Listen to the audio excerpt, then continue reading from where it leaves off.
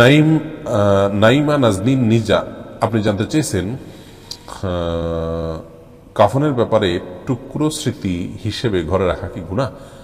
কাপড়ের টুকরো যদি আপনি স্মৃতি হিসাবে রাখেন, বাবার কাপড়ের টুকরো রাখতে পারেন, কিন্তু এটা কেমন স্মৃতি? এটা তো সুখ স্মৃতি না, দুঃখ স্মৃতি হবে। আর তাছাড়া এটা ভীতির কারণ হতে পারে। আবার যদি এই কাপড় রাখার ফলে এটা দিয়ে তাকে স্মরণ করার নাম দিয়ে কোনো শিরকি কাজ বা কুসংস্কারজনক কাজ হতে পারে, এরকম আশঙ্কা থাকে, তাহলে সেই জায়গা থেকে এটা করা উচিত হবে না।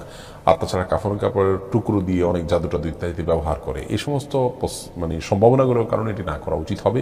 তবে যদি কেউ নিছকই তার বাবার স্মরণের জন্য রাখেন এবং সকল ক্ষতিকর দিক থেকে এটাকে রক্ষা করবেন, তিনি এই দায়িত্ব তিনি নিয়ে রাখেন, তাহলে রাখতে পারেন, অসুবিধা নেই।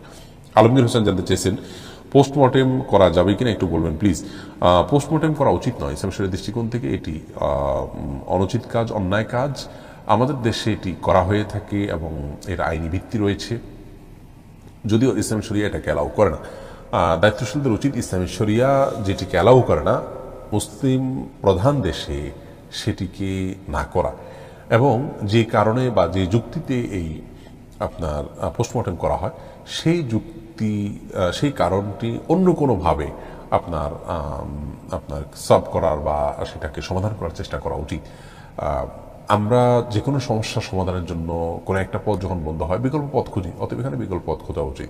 ইসলাম শরীয়তের দৃষ্টিকোণ থেকে বিভিন্ন হাদিস থেকে বোঝা যায় কোনো মানুষের মৃত্যুর পর তার লাশটা যদি খাটিয়াতে করে খুব জোরে নেওয়া হয়, উঠানামা করা হয়, তাতেও তার কষ্ট হয় এবং প্রচণ্ড কষ্ট হয়। যে কষ্টটা সে শুধু ফিল করে, অন্য কেউ ফিল করে না। যদিও তার মধ্যে রূহ থাকে না, কিন্তু এক ধরনের বিশেষ রূহ আল্লাহ রাব্বুল আলামিন তার মাঝে রাখেন বা একটা বিশেষ অনুভূতি রাখেন, বিভিন্ন হাদিস থেকে সেটি বোঝা যায়। সেই জায়গা থেকে আপনার পোস্টমর্টেম করা তো আরও ডেঞ্জারাস বিষয়, তার জন্য কষ্টের কারণ, এটি অ্যাভয়েড করা উচিত এবং না করা উচিত। রাষ্ট্র এবং আপনার নীতি নির্ধারণী পর্যায়ে যারা আছেন তাদেরকে আমরা আহ্বান করব যে কারণে এটি করা হয় সে কারণটির জন্য অন্য কোনো বিকল্প খুঁজে বের করা উচিত, এবং এটি মানব দেহের জন্য অপমানও বটে, যার কারণে এটি জায়েজ না ইসলাম শরীয়তের দৃষ্টিকোণ থেকে।